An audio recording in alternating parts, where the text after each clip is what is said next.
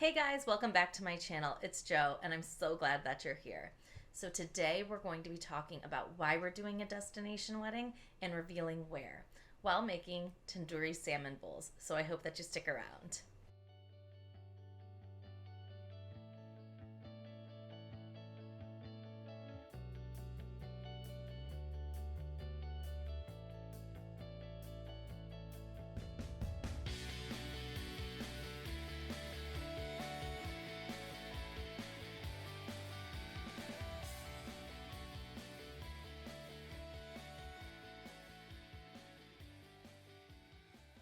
So let's get started on these tandoori salmon bowls. I'm going to be using the Trader Joe's Atlantic salmon, and I'm going to cut it up into 1-inch chunks. I'm also using this tandoori spice. You can use tandoori spice that you get from Target, from Amazon, or Whole Foods. I got this from my future brother-in-law from London, so thanks for that. And then I'm also going to add garlic olive oil, as well as about a quarter of the container of yogurt with a little bit of lemon. I'm going to be using ginger garlic paste. If you don't have ginger garlic paste, you can use minced garlic with some ginger powder.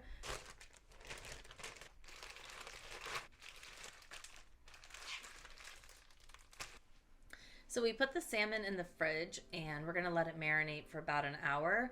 And while we do that, I'm going to be cutting up about half the cucumbers that were in the package and half the tomatoes. I'll cut that, and then while we do that, I'll tell you why we're doing a destination wedding.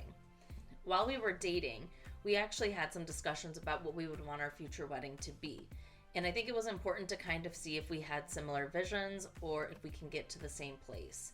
I felt like a destination wedding would be super fun because you get to have an event and a vacation with all your guests. You get to spend extra time with one another and not feel like everything's over in one day. Also, I'm Indian, so one of the things with Indian weddings is that they're generally a few days long. My family is from Ohio. I'm originally from Ohio, and Nate's family is kind of all over. We had our wedding in New Jersey where we live. All of my family would have to travel, all of his would have to travel. And if we did it in Ohio, all of his family would have to travel and all of our friends that live here. We already knew travel was going to be involved for some portion of our guest list. That's when we decided to start looking at Mexico. After we got engaged, we met with a wedding destination coordinator. They're like our travel planners. They actually had put together a list of 3 different options for our wedding. They went by how much we wanted to spend as well as how much our guests wanted to spend, and I thought that was really important. So they found a few options within our budget and within our guest count. Another thing, I have a huge, massive family. I have over 45 first cousins. It's a lot of people. Nate's family's a little bit smaller. We wanted our wedding to still feel intimate. We felt that if you do it as a vacation, everyone can have some shared experiences.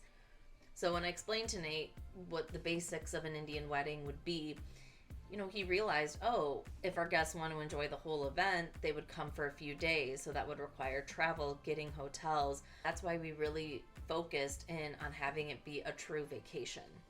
We ended up choosing Mexico as our destination. It would be fun, fairly easy for everybody to get to. We're also doing it in November this year, still slightly in the rainy season, but just about out of the rainy season. And we're doing it before Thanksgiving, so that way it doesn't affect people's travel plans for visiting their families for the holidays. I really wanted to do a fusion wedding, so portions of my Indian culture, but also making sure that things that Nate wanted that are traditional to him, that we would be able to incorporate.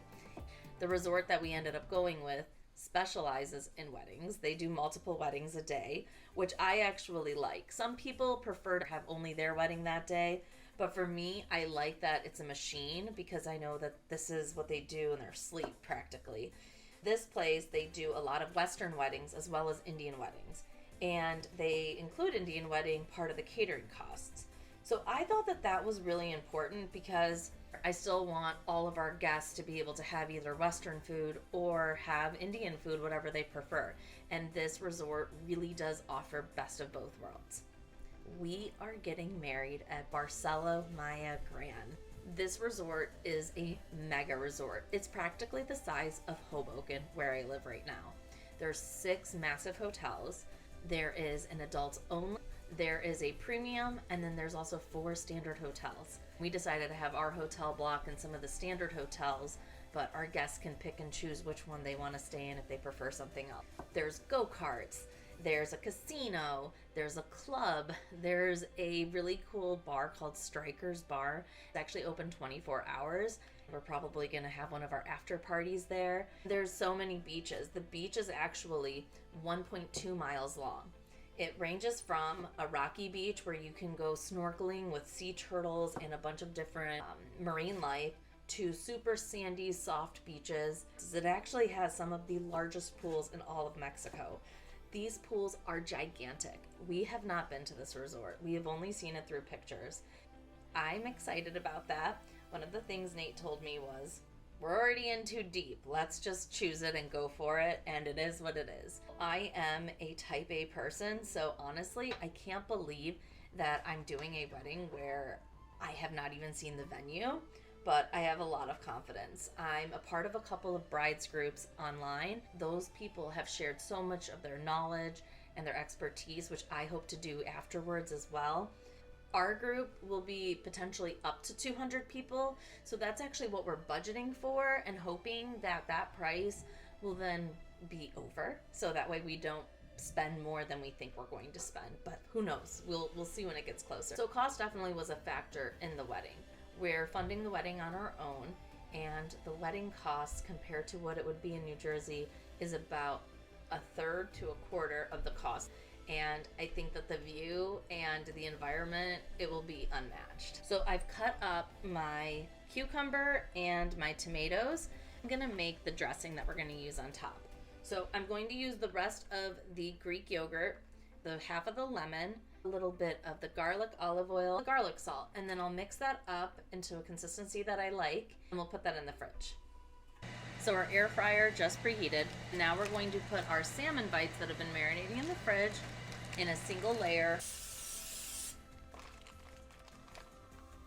So here is what the salmon looks like in the air fryer. I'm just gonna give it one spritz on top with some Pam, and then we're gonna close it, and it should cook in 5 to 7 minutes. We kept the salmon in the air fryer for about 3 minutes longer for a total of 10 minutes. We also divided the rice pouch up into 2 because it was just a ton of rice. And Nate was obsessed with it. So again, a great restaurant style meal for not that much. We actually still have a ton of leftover salmon that Nate's gonna munch on throughout the evening. And wanted to give you a heads up on what you can expect from this channel. My next video will be actually my first travel vlog. It'll be my bachelorette party in Puerto Rico.